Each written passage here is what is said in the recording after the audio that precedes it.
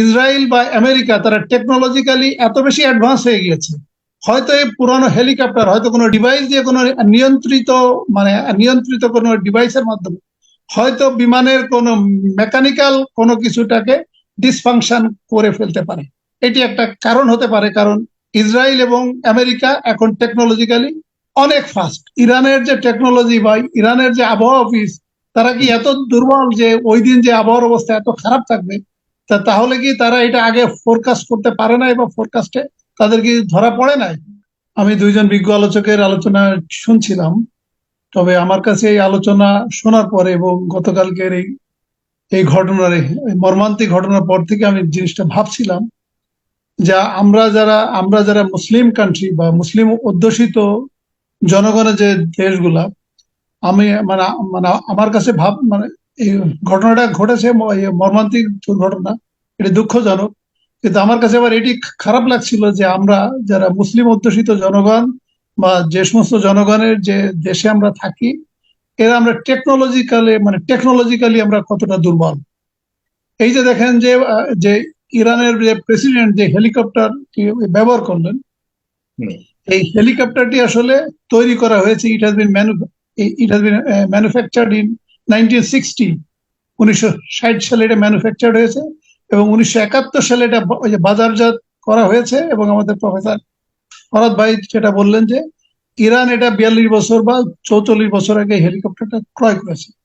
তাহলে ইরানের প্রেসিডেন্ট সে এটা ভ্রমণ করবে, এরকম একটা 45 বছরের পুরানো হেলিকপ্টার সে এটা ব্যবহার করবে, এটা একটা আমি একটা সমস্যা দেখছি। আরেকটি সমস্যা আমি দেখছি যে ওই দিন যে ওয়েদার ফোরকাস্ট, তার মানে ইরানের যে টেকনোলজি বা ইরানের যে আবহাওয়া অফিস, তারা কি এত দুর্বল যে ওই দিন যে আবহাওয়ার অবস্থা এত খারাপ থাকবে, তাহলে কি তারা এটা আগে ফোরকাস্ট করতে পারে নাই বা ফোরকাস্টে তাদের কি ধরা পড়ে নাই? তার মানে এটি যে তাদের যে টেকনোলজিক্যালি যে তারা দুর্বল বা দৈন্যতা কি প্রকাশ পায় না। আর আরেকটা যেটা হলো যে এটা হলো যে আমরা যদি ব্যাখ্যা বিশ্লেষণ করি, আমি যদি একজন ইনভেস্টিগেটর মানুষ, আমরা পুলিশ বাহিনীতে জব করেছি, সো আমাদের ডাইরেক্টলি কোনো বিষয়ে কমেন্টস করাটা খুব ডিফিকাল্ট যে এটি কি হত্যাকাণ্ড নাকি এটি দুর্ঘটনা। তা আমরা একটু ব্যাখ্যা বিশ্লেষণ করি। সাইফুল সাগর, যেটি ব্যাখ্যা বিশ্লেষণ করার ক্ষেত্রে আমি যেমনটি বললাম যে এটি অনেক পুরানো হেলিকপ্টার ছিল, 2 নম্বর হচ্ছে যে এবং ওই দিন ওয়েদার অবস্থা খুব খারাপ ছিল, 3 নম্বর এটা হচ্ছে যে যে এই যে হেলিকপ্টার, যে ওখানে হেলিকপ্টার ছিল 3টা, তার ভিতরে একটা হেলিকপ্টার দুর্ঘটনায় পতিত হয়েছে এবং যে হেলিকপ্টারে মহামান্য প্রেসিডেন্ট এখানে ছিলেন। এটি যদি আমরা ধরেন দুর্ঘটনা যদি বলি, কারণ এরকম ঘটনা কিন্তু আগেও কিন্তু ঘটেছে। আপনার হয়তো খেয়াল আছে 1988 সালে পাকিস্তানের প্রেসিডেন্ট জিয়াউল হকও কিন্তু বিমান দুর্ঘটনায় কিন্তু নিহত হয়েছিল। তখন কিন্তু বলা হয়েছিল যে ভারতের এখানে হাত ছিল, কিন্তু পরবর্তীতে আমরা ইনভেস্টিগেশনে আমরা কিন্তু এই ধরনের পাকিস্তানের পক্ষ থেকে আমরা এই ধরনের কোনো বিবৃতি কিন্তু আমরা পাই নাই।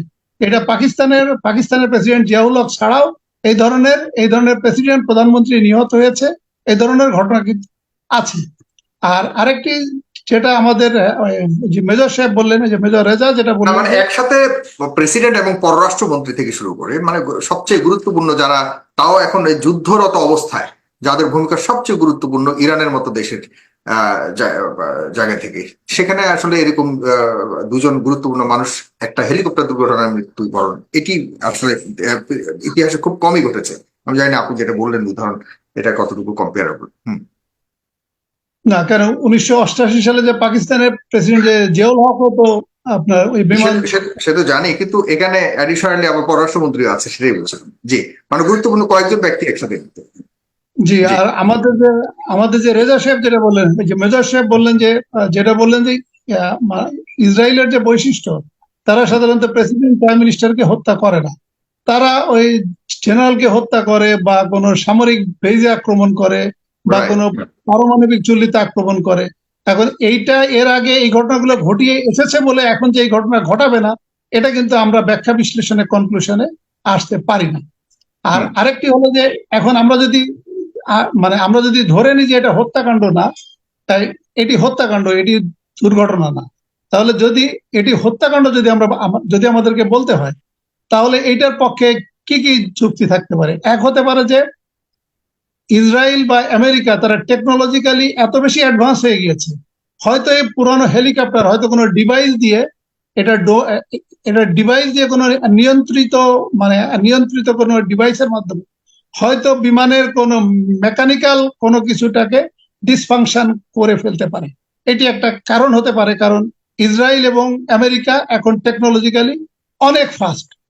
এটা ডিভাইসের মাধ্যমে, দূর নিয়ন্ত্রিত ডিভাইসের মাধ্যমে বিমানের যে ইঞ্জিন বা বিমানের যে মেকানিক্যাল যে বিষয়গুলো এটা বা গতি প্রকৃতি কন্ট্রোল করতে পারে এরকম জি, এটা হতে পারে। আর আমাদের যে মুসলিম সমাজ বা আমাদের যে মুসলিম শাসকদের আমরা যে ইতিহাস দেখি, আমরা কিন্তু কেনা বেচার পরিমাণটা কিন্তু বেশি হয়ে যায়।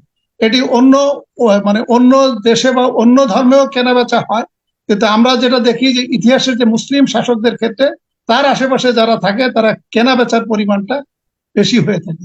এবং আপনি যদি ডিপ্লোমেসির ক্ষেত্রে দেখেন, ডিপ্লোমেসির ক্ষেত্রে আমরা কিন্তু অনেক ক্ষেত্রে দেখেছি যে আমেরিকান ডিপ্লোম্যাট রাশিয়ার কোনো রমণীর প্রেমে পড়েছে এবং তাকে বিয়ে